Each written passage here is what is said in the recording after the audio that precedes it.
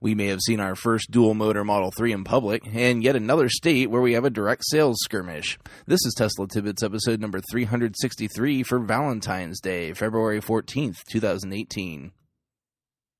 We kick things off with a combination story here. We'll start with Electrek for the initial story, where it looks like we found our first evidence of the sought-after white interior.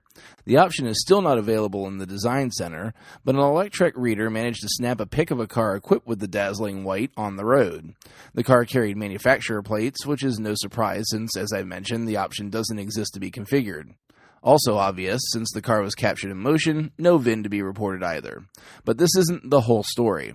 If you're a listener to the Ride the Lightning podcast as well, you heard Ryan McCaffrey allude to a rumor about how we'd be able to identify the dual-motor cars when the test cars hit the road.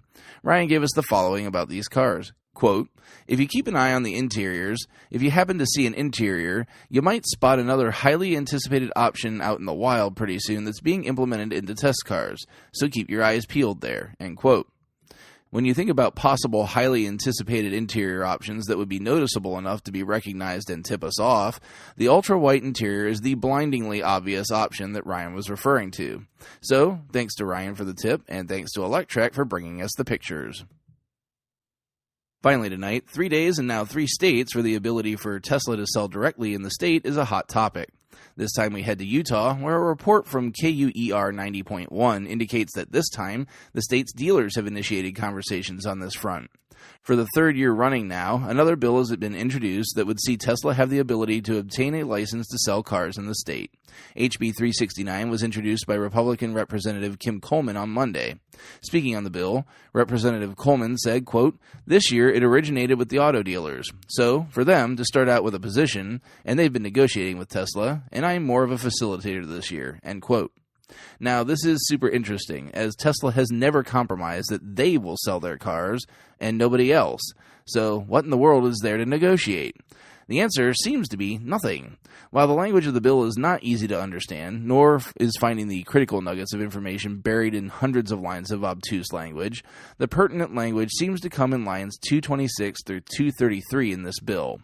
Sections 4A through 5 read, quote, "Except as otherwise expressly provided, a direct sale manufacturer is subject to the same provisions under this chapter as a new motor vehicle dealer, and a direct sale manufacturer salesperson is subject to the same provisions under this chapter as a salesperson. Notwithstanding any provision of this chapter to the contrary, a direct sale manufacturer may sell motor vehicles of the direct sale manufacturer's own line make without a franchise." End quote. Again, there were over 1,000 lines of legalese in this bill, and I could find nothing that I would consider a win for the dealers in the state. The language on the lines I just read you, and several other sections following, seem only to define that a direct sale manufacturer would be a thing in Utah, and that as a direct sale manufacturer, you have the right to obtain a license to sell vehicles now.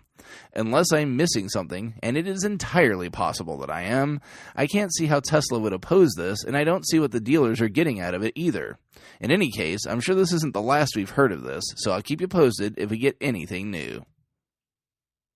Make sure you check out the links to the full stories in the show description.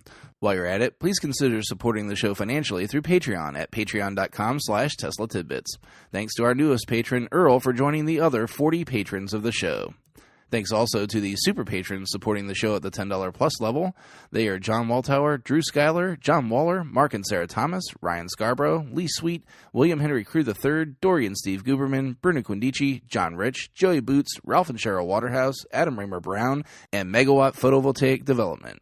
If you can't support with dollars, be sure to show your love with positive reviews and subscriptions on YouTube, iTunes, and other services across the internet.